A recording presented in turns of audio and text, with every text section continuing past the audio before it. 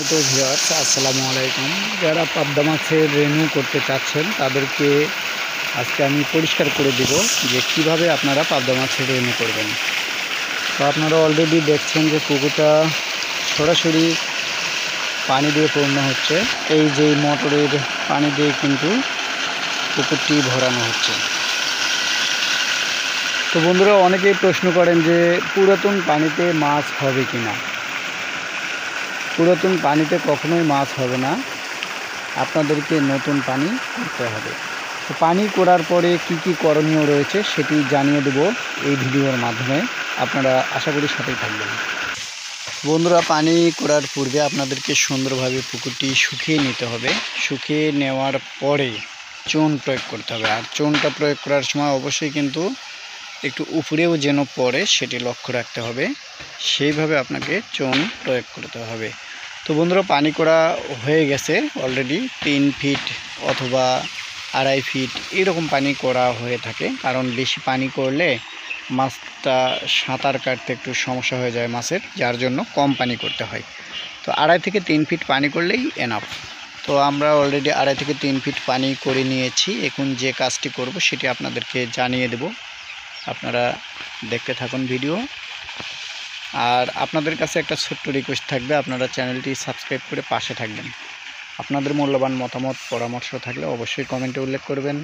তাছাড়া আমার হোয়াটসঅ্যাপ এবং ইমো নাম্বার রয়েছে, সেই নাম্বারেও যোগাযোগ করতে পারবেন। এবং যাদের পাবদা মাছের যদি কারো পোনা লাগে সেটি আপনারা সরাসরি যোগাযোগ করতে পারবেন আমাদের সাথে।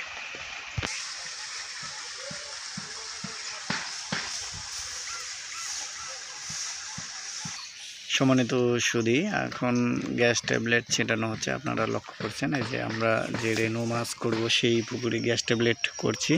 আর চতুর্দিক দিয়ে কিন্তু নেটিং করা রয়েছে। তো গ্যাস ট্যাবলেট ছেটানোর সময় আপনারা অবশ্যই মুখ বেঁধে ছেটাবেন। আর গ্যাস ট্যাবলেট কয়দিন আগে দিবেন বা কয় ঘন্টা আগে দিবেন সেটি আপনাদেরকে জানাবো। আর পার বিঘায় কতটি গ্যাস ট্যাবলেট দিতে হয় রেনু মাছের পুকুরে অর্থাৎ পাবদা মাছ চাষের পূর্বে সেটি জানাবো আপনাদেরকে।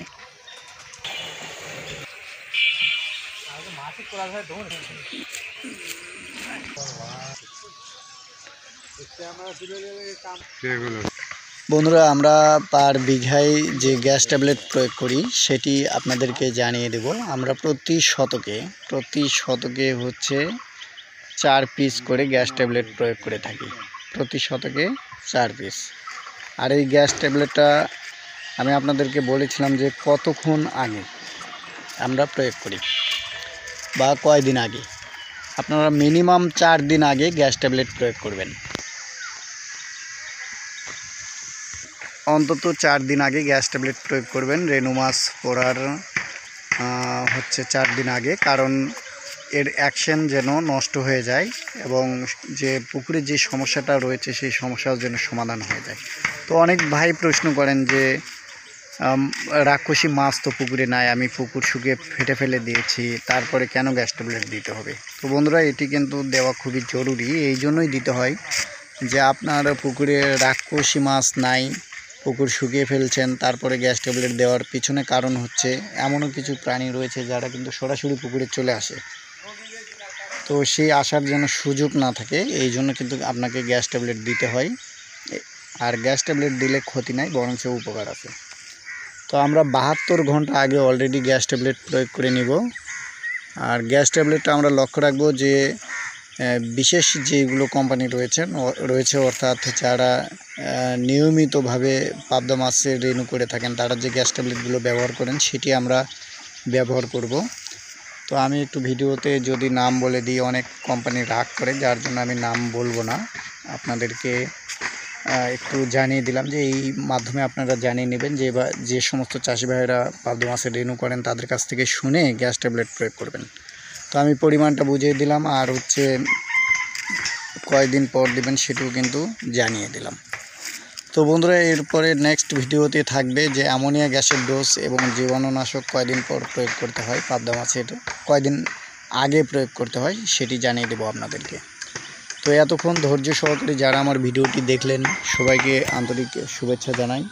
এবং যারা আমার চ্যানেলটি সাবস্ক্রাইব করেছেন তাদের প্রতি আমি আন্তরিকভাবে কৃতজ্ঞ। তাদের ঋণ আমি কখনোই শোধ করতে পারবো না। আর যারা আমার ভিডিওগুলো দেখেন সবাইকে আমি ধন্যবাদ জানাই। তাদের কাছেও আমি কৃতজ্ঞ, তাদের ঋণ আমি শোধ করতে পারবো না। তো তাদের জন্য আমি একটু দোয়া রাখবো, আল্লাহ যেন তাদেরকে ভালো রাখে, সুস্থ রাখে, জানমালে যেন বরকত দিয়ে পরিপূর্ণ করে দেয়। তো বন্ধুরা, আমার চ্যানেলটি সাবস্ক্রাইব করে পাশে থাকবেন এবং আপনাদের মূল্যবান মতামত, তথ্য, পরামর্শ থাকলে অবশ্যই কমেন্টে উল্লেখ করবেন। সবাই ভালো থাকবেন, সুস্থ থাকবেন। কথা হবে নেক্সট কোনো ভিডিওতে। আল্লাহ হাফেজ।